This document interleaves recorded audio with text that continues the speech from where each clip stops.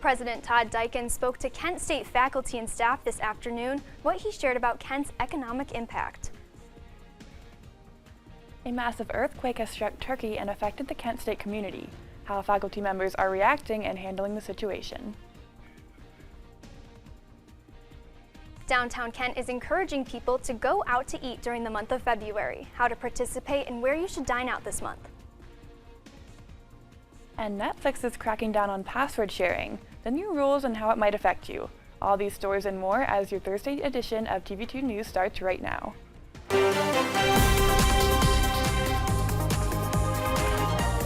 This is TV2 News.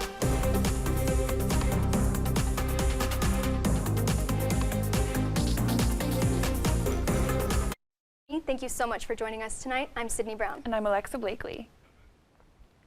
Tonight we start with Kent State's first Talking with Todd discussion of the semester. President Todd Dyken hosted a faculty and staff meeting to share the latest about Kent State. That's right, our very own Alexandria Manthey has the takeaways from this month's discussion. Hi, Alex. Hi guys, that's right. President Dyken held the first Talking with Todd session of 2023 earlier today. He spoke on the university's economic impact on the Kent community and how we can continue that impact overseas. If you look at the combined impact of our spending, our Kent State spending, it's somewhere around $1.4 billion. Kent State University President Todd Dyken held his monthly Talking with Todd session over Microsoft Teams on Thursday. The session's topic was all about the university's economic impact. 33% of the city of Kent's income tax revenue comes from Kent State employees. Dyken said this impact goes further than just Portage County, with many students staying in Ohio after graduation. 63% of these graduates stay in Ohio, live and work in Ohio, pay taxes in Ohio, serve on our school boards, serve in elected positions, are great citizens. Kent's aviation program was one of his highlights for generating funds across the state. Ours is the only Ohio aviation program with pathway agreements with all of the major airlines that have such pathway agreements. But he said it's important not to forget our strength in humanities. I think certainly our fine arts productions raise the quality of life, even though it might not be captured exactly in an economic impact statement. It's part of a Kent State impact, and we know that. He mentioned the university's economic impact goes beyond just our community. We have this American Academy now that connects us with the Pontifical Catholic University in Curitiba, Paraná, and the students can study with Kent State professors in Curitiba for the first 2 years, earn an associate's degree, and then they can finish their degrees here at the Kent campus. The international aspect of Kent State University is just a self-evidentiary good. It's just one of the things that makes Kent State great. President Dyken held a Q&A session after his presentation and spoke on other topics like diversity, enrollment, study abroad programs, campus tours, and even his current favorite book. For TV2 News, I'm Alexandria Manthey. Thank you, Alex. Election season is just around the corner for all flashes. The undergraduate student government announced the open positions and the schedule for the 2023-2024 period. Students who are interested in taking a student leadership position must attend a candidacy orientation on February 16th or the 24th. And looking ahead, election voting will begin on March 21st and ends Friday at 5 p.m. on the 22nd. The full USG schedule for the rest of the semester was posted on USG's Instagram story. The Kent Interfaith Alliance for Racial Justice and Reconciliation hosted a discussion Tuesday evening, where educators met to discuss a need for greater equity in their classrooms. The discussion included a forum about how to have difficult conversations about race and education with students. The panel featured 2 current Portage County teachers, as well as a retired middle school teacher from Kent. The city of Ravenna is considering taking out parking spots in front of the Reed Memorial Library. In the place of the current 10 spots, the library is proposing more landscaping and green space. The library executive director, Amy Young, explained, quote, "We sit on the east end of Main Street welcoming people downtown. We're one of the first places people see entering the town from the east side and one of the first impressions outsiders get of our city."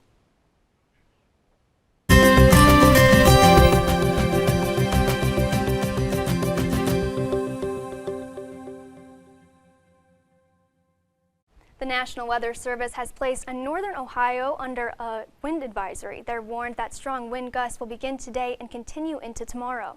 These winds bring risks of falling trees and power outages. Our weather anchor Michael Neenan has more details. Hi, Michael. How's it going, Portage County? Yeah, it's pretty windy, but I'm here to tell you about today's forecast. So let's see what that looks like. As you can see, it's about 63 degrees out. Yeah, wow, look at that. It's actually pretty warm out now, but it does feel like 21, pretty small decrease. The dew point is 47 degrees. The winds are blowing southwest at about 18 miles an hour, and the humidity is at about 55%. The visibility is 10 miles. Not much to worry about there. Feel free to drive your car wherever you want to go. And moving on to tonight, it's going to be about 36 degrees. Yeah, it'll be a lot colder. The wind will be blowing west, southwest, roughly at 19 miles per hour. It'll still be cloudy, obviously, and there will be some more winds. Looking ahead at 8, it'll still be kind of warm then at 52 degrees. It'll still be cloudy at midnight. It'll be 42 degrees, also cloudy, and at 8 a.m. it will be about 37 degrees, also cloudy. And that's all I have for now. Be sure to stay tuned for more weather updates. I've been Michael Neenan, and let's send it back to the desk. Thank you, Michael. After a massive 7.8 earthquake struck Turkey and Syria on Monday, Syria's sanctions have played a huge role on the delay of recovery efforts. As the world continues to watch these countries recover, our own Erin Sullivan spoke to Kent State professors who have families in these communities. Hi, Erin. Hi guys, as of today, over 20,000 casualties have been reported and thousands of families are now displaced and facing harsh winter temperatures. I spoke with 2 Kent State professors today whose families have been affected by this earthquake. Rescue efforts are now underway just days after a 7.8 magnitude earthquake struck Turkey and Syria. At Kent State, 2 professors recall the moments they first heard the news of this natural disaster in their home countries where their families live. I'm now recollecting the moments when I heard the news, and my older brother told me he had to run from the 3rd floor barefoot, carrying his daughter. He has 4 daughters, and some of them are running and some of them are scared. That's 4:30 a.m. You are in the middle of sleep. They got out of the bed and they immediately got out of the apartment, and that's how they survived. Ihim Abu Zaid is an English professor and said he received a phone call from a close relative just 40 minutes after the earthquake hit. He was like, "Oh my God, did you hear the news? Aleppo is all destroyed. All people are down on the streets. It's crazy." I freaked out.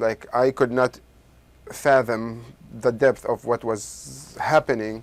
Abu Zaid said he immediately contacted his family members after he heard the news. I expected that I would not hear back from them anytime soon, but I kept my,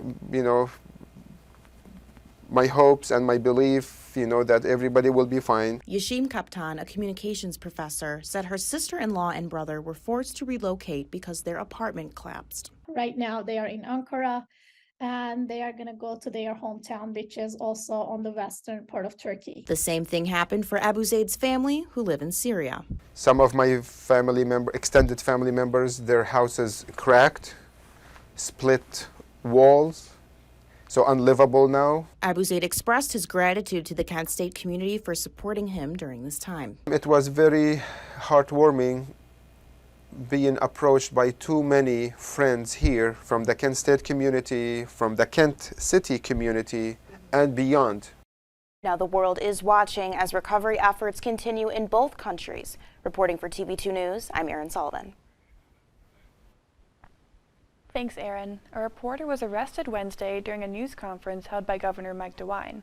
Correspondent Evan Lambert of News Nation was doing a live report when he was told by law enforcement to be quiet while the governor was speaking. He was then arrested on charges of disorderly conduct and criminal trespassing. Governor DeWine later expressed that he did not request Lambert's removal and felt that it was wrong that he was arrested. A new hangar is coming to Akron-Canton Airport. The hangar, which is planned out to be 56,000 square feet, is awaiting approval from the City of Green Design Review Board and the Planning and Zoning Commission. But if it goes through over the next few months, it will likely be built on site. As the birthplace of aviation, this infrastructure would fit in with Ohio's roots. It has been discovered that thousands of workers at Akron's rubber companies have unknowingly been exposed to dangerous asbestos. Mtall, a leading supplier of talc used in Akron's rubber manufacturing, admitted that their products contained asbestos and that they had been covering it up for years. Rubber workers exposed to the talc are eligible to receive payments between $4,000 and $300,000, depending on the severity of the disease they ended up with. Ohio will potentially be re-voting on abortion this year. The abortion restrictions are currently on hold, and the law's fate is in the hands of Ohio judges. To get the issue back on the ballot for the November election, over 413,000 signatures are required. Both to protect choice, Ohio and Ohioans for reproductive freedom are working to get abortion back on the ballot. This ballot language may be filed this month with the Ohio Attorney General's office.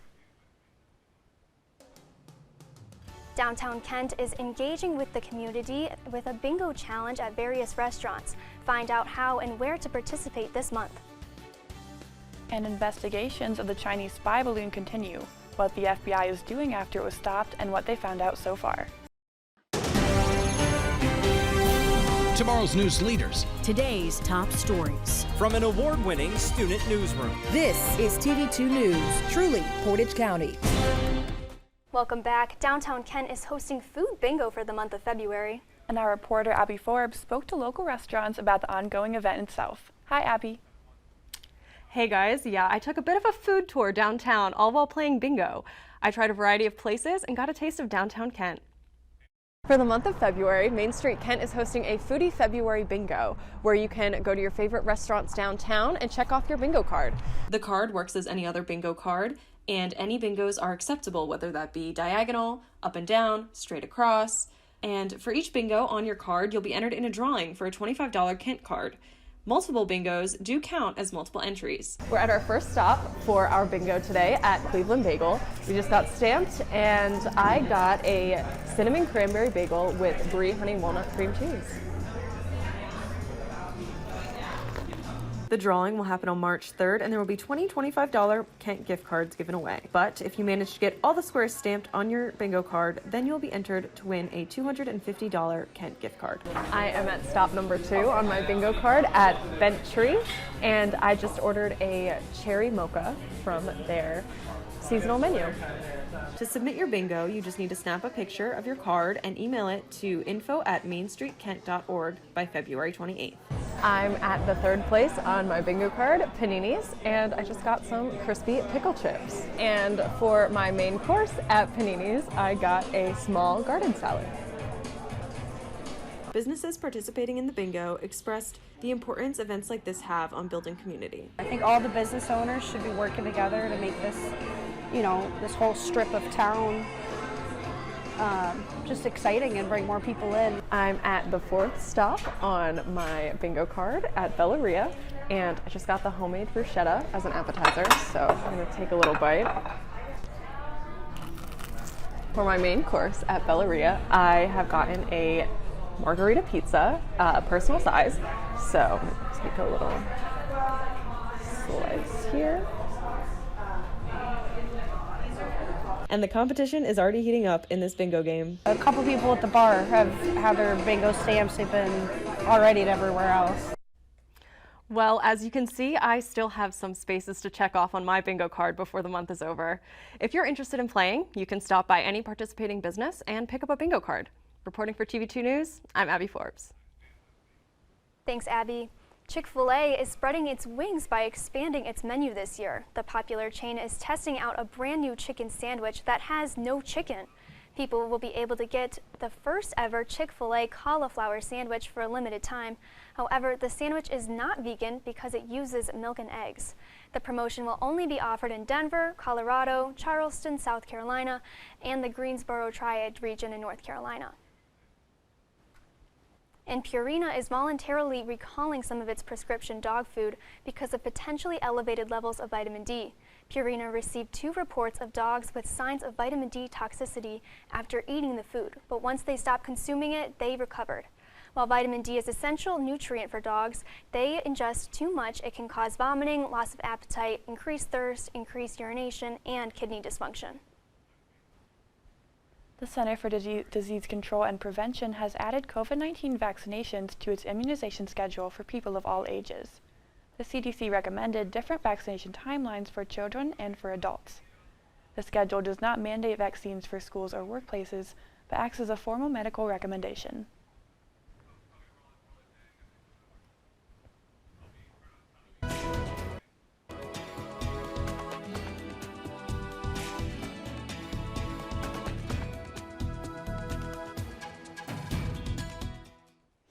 Welcome back, Portage County.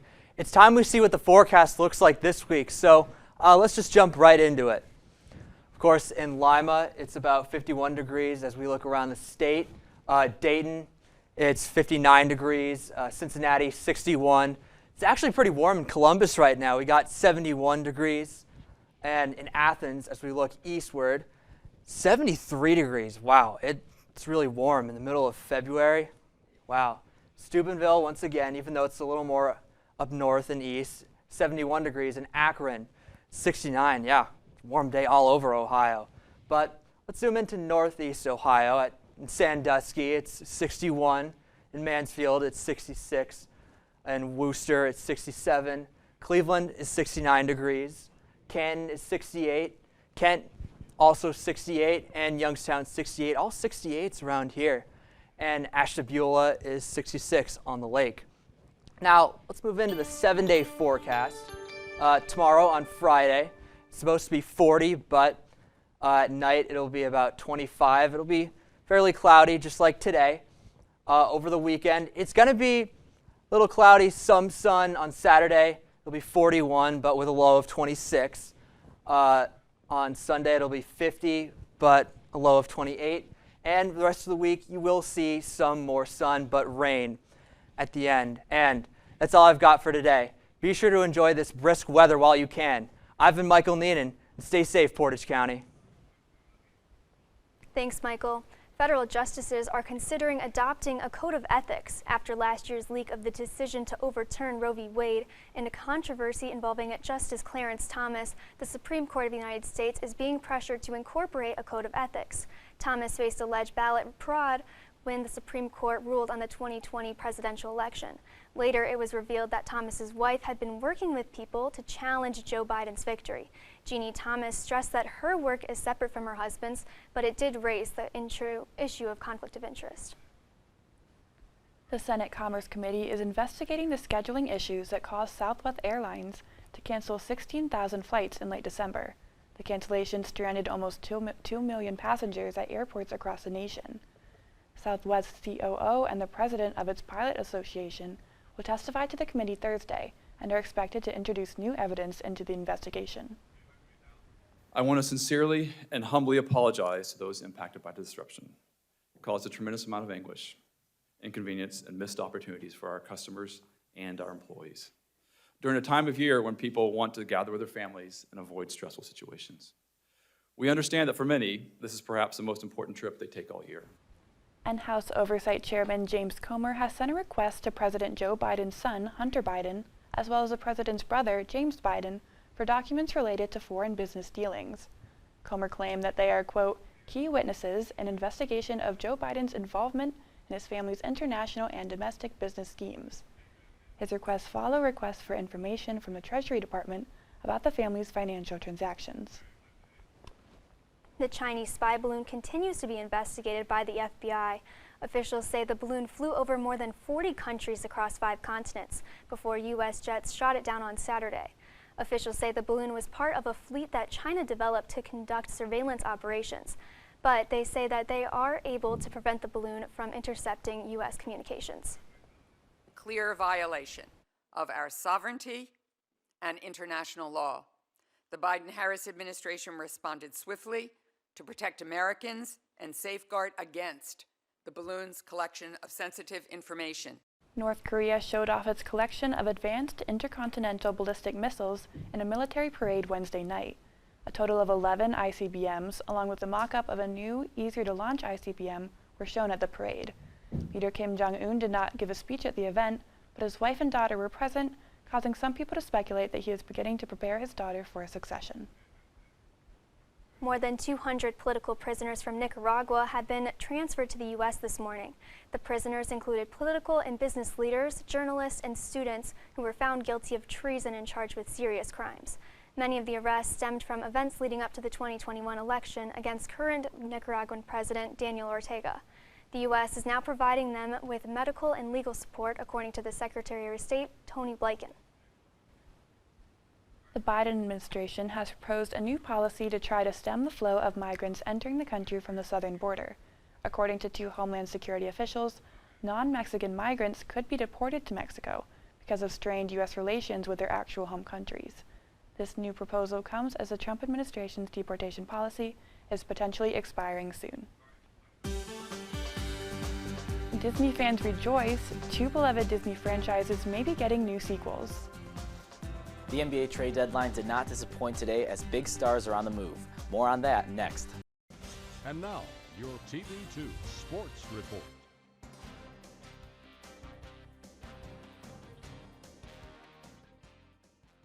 You can now dunk like your favorite basketball player. The company has created new specialty 12 packs for their cookies bearing NBA logos, just in time for All-Star Game weekend. The cookies will be sold on Oreo's website for about $40 and will be available to buy at All-Star events in Salt Lake City. Oreo and the NBA last teamed up in 2021 when they released limited NBA Dynasty Oreos featuring the Bulls, Celtics, Heat, Lakers, Spurs, and Warriors. Now let's take it to Blake Goloja with more in the world of sports. Thanks, guys. Good evening, Portage County. I'm Blake Goloja with your TV2 Sports Report. The Cleveland Cavaliers hosted the Detroit Pistons last night. Let's jump right in. As Jared Allen's going to miss a free throw here, it's going to bounce around. Isaac Okoro's going to grab it, and watch this. Jared Allen's going to take flight from Cleveland Hopkins and land in the jam. Now the Cavs got out to a nice lead, but Jaden Ivey's going to cut it to single digits here with this three after the turnover. A little sloppy play let Detroit get back into this game just a little bit, but it's going to still stay pretty far apart. Bogdanovich is going to send a pass into Jalen Duren here, who appears to travel but gets away with it, gets the layup, and that's going to cut the lead to 6 points. Third quarter, 5 minutes left. Look at that. But now it's the fourth quarter, and Bay's going to miss the layup. Okoro's going to rebound. Outlet to Chetty. Two-hand slam. Nice job by him, and that's really going to give the Cavs the boost they need in that fourth quarter, 68-85 with 10 minutes to go. Karis LeVert's going to make a nice crossover here and finish with the right hand easily, 94-72, 6:47 left. And now the Cavs are going to win that one easily, 113-85 without Mitchell and Garland. Great win by Evan Mobley and Jared Allen. Both had huge games. All right, now buckle up because the NBA trade deadline was today at 3 p.m. and some blockbuster transitions went down. The Lakers, Timberwolves, and Jazz got the trade ball rolling yesterday as they finalized a 3-team deal that included Timberwolves guards D'Angelo Russell, Malik Beasley, and Jared Vanderbilt heading to LA. Mike Conley and draft picks are coming back to the T-Wolves, while Russell Westbrook and a first-round pick are headed to the Utah Jazz. The biggest trade of the year went down a little after 1 a.m. Eastern last night when NBA insider Adrian Wojnarowski revealed that the Phoenix Suns traded Mikal Bridges, Cam Johnson, Jay Crowder, 4 first-round picks and a 2028 pick swap for Kevin Durant and TJ Warren. This immediately propels the Suns to one of the favorites to win the NBA title this year. A few other big trades that occurred, including Trailblazers' Josh Hart heading to the Knicks in exchange for Cam Reddish and a 2023 first-round pick. The Clippers acquired Rockets guard Eric Gordon for Danny Green, and the Lakers sent Patrick Beverley to Orlando for center Mo Bamba. For a complete list of transactions that went down, head over to ESPN.com/NBA. And that's it for sports. Make sure to follow at TV2 KSU Sports for updates on all things Kent State athletics. I've been Blake Goloja. Have a great Thursday night, Portage County. How the biggest streaming platform is cracking down on password sharing, where Netflix is placing the limits on sharing your account. Welcome back. Disney CEO Bob Iger announced that there are plans in the works for additional sequels to both the Frozen and Toy Story franchises. The original Frozen film hit theaters in 2013, and and its 2019 sequel earned more than $1.4 billion at the box office. The 4 films of the Toy Story franchise have earned a total of over $3 billion for the company. The announcement came during Disney's earnings call Wednesday. Netflix is officially moving forward with its plan to limit the number of users on an account. The latest crackdown is in motion in Canada, New Zealand, Portugal, and Spain. Under the new rules, subscribers to the standard or premium plans will be able to pay for up to 2 people outside of their household. This change is rolling out now after Netflix suffered a hit last year, losing many subscribers. It estimates that more than 100 million households worldwide share an account. Do you use your parents' Netflix account? I do, and this is making me very nervous about that. I as well, so I'm getting a bit nervous, but I think I do have Disney Plus as well. So do I. Having these new movies coming out, I think I'm still going to be able to see some things, right? Yeah. Are you excited about these new Disney movies? I had no clue there were going to be works of a new Frozen. This is the best news ever. Yes, I'm so excited. And Toy Story. I feel like we haven't had a Toy Story in so long. So long. I mean, there was that recent one, but like, I hope it's kind of more nostalgic. I feel like now, especially. I don't know. I agree, and I think they're going to kind of be pulling in some new stories now that the toys have gone to a new owner, so I'm very excited about that. I think it's cool how this keeps getting passed down, and I love that like now Frozen's going to be for a different generation as well. Me too. I think it's going to be great. I'm so excited.